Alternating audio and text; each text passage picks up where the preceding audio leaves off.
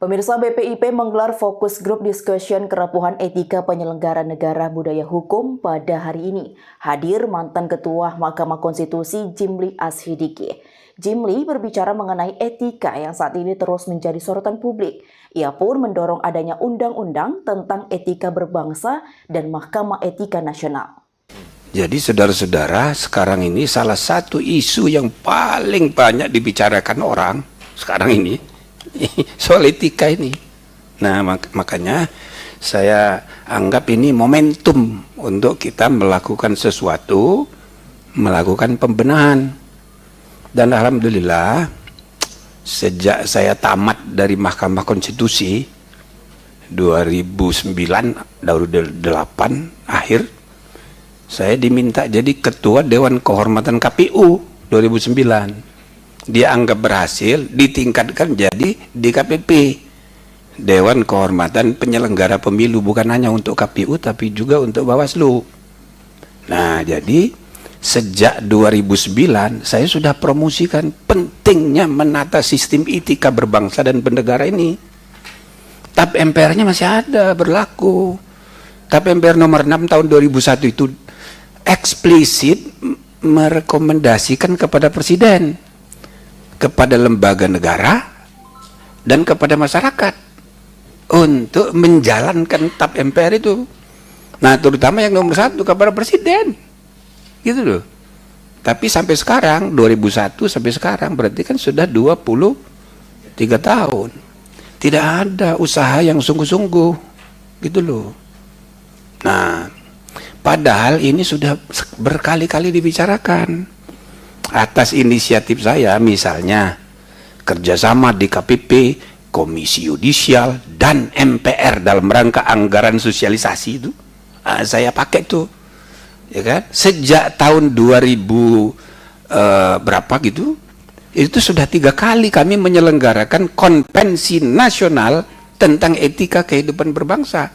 Bahkan waktu pelantikan Presiden Jokowi 2019, dari mulut Ketua MPR dibacakan pidatonya mendukung ide dibentuknya Mahkamah Etika Nasional. Itu di depan semua pejabat 2019. Bisa dicek itu anunya, videonya masih ada. Artinya sudah mau, sudah oke, tapi nggak ada yang ngerjakan secara teknisnya, gitu loh. Nah, jadi sekarang kalau menurut saya, dan ini sudah 3 kali. Sudah 3 kali konvensi nasional. Waktu ulang tahun 3 bulan yang lalu, ulang tahun Komisi Yudisial, saya diundang lagi keynote speech. Itu lagi yang kita bicarakan. Jadi sudah sering sekali kita bicarakan ini, gitu loh. Kayaknya inisiatifnya harus datang dari BPIP nih, gitu loh Pak Beni, ya kan?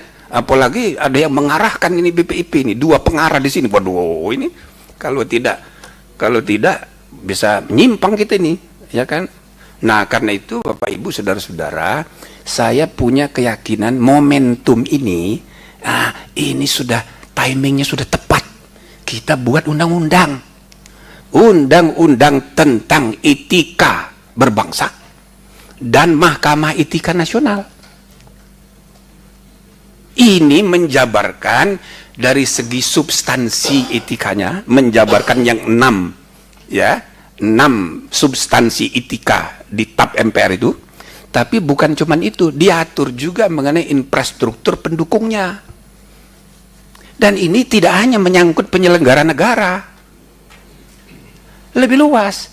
Semua jabatan publik sekarang ini lagi masalah.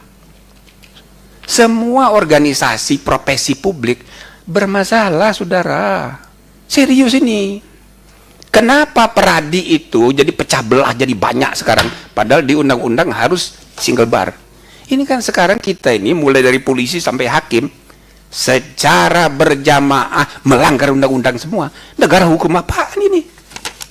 Ditentukan single bar, tapi nyatanya multi bar. Dan dibiarin. Artinya ada yang nggak beres ini. Penyebab dari ini perpecahan profesi ini, gara-garanya tahu nggak apa? Itu Todung Mulya Lubis dipecat dari Peradi. Lalu dia membuat organisasi baru namanya KAI. Why? Karena sistem penegakan kode etiknya ada yang nggak beres. Gitu loh. ID, memecat Terawan. Apakah benar Terawan itu melanggar kode etik? Kalau ditelusuri, belum tentu, karena dia dipecat dari dokter itu karena dia nggak mau datang, dipanggil oleh ID. Masa mantan menteri kok dipanggil? Maka dia nggak mau datang, lalu jatuhlah sanksi, diberhentikan. Padahal substansi tuduhannya belum tentu, gitu loh. Terus ada lagi, ketua MK dipecat oleh Majelis Kehormatan MK sebagai ketua. Dia mengadu ke pengadilan Tun, menang pula. Coba logikanya, ini peradilan etik mengenai ada tidaknya pelanggaran etika. Pengadilan Tun membicarakan ada tidaknya pelanggaran hukum. Apakah pelanggaran etik harus berarti melanggar hukum? Tidak. Ini dua hal yang harus dibedakan. Maka hakim pengadilan hukum tidak bisa menilai putusan pengadilan etika. Ini memang kacau ini di dunia profesi, gitu loh. Nah, jadi saudara-saudara, bukan hanya pejabat penyelenggara negara, tapi semua, ya, etika jabatan publik, gitu loh. Begitu juga di internal partai, soalnya banyak masalah. Di Kadin banyak masalah soal etika ini. Etika ini, kalau kita mau perluas untuk diketahui, Kadin itu bukan ormas. Kadin itu bukan lembaga negara, tapi Kadin itu bukan lembaga swasta juga, karena dia dibentuk dengan undang-undang. Maka pada suatu hari ada putusan Mahkamah Konstitusi, Kadin adalah lembaga negara dalam arti luas, maka kepadanya tidak bisa ditundukkan di bawah prinsip freedom of association, karena dia bukan ormas. Jadi dia itu jenis dari organisasi publik, lembaga publik, meskipun tidak disebut lembaga negara. Maka orang yang duduk di dalamnya pejabat publik, meskipun bukan pejabat negara. Seperti akuntan negara itu namanya pegawai negeri jabatan fungsional. Tapi kalau dia swasta disebut akuntan publik, ada kata publiknya. Maka jabatan yang kita persoalkan ini jabatan publik dalam arti luas. Etika jabatan publik lebih luas dari sekedar etika penyelenggara negara, gitu loh. Nah, jadi ini ada masalah serius di dalam, ya, kegiatan di ruang publik kita, bahkan juga di masyarakat. Makanya kita harus membicarakan mengenai ini dengan memanfaatkan momentum ini.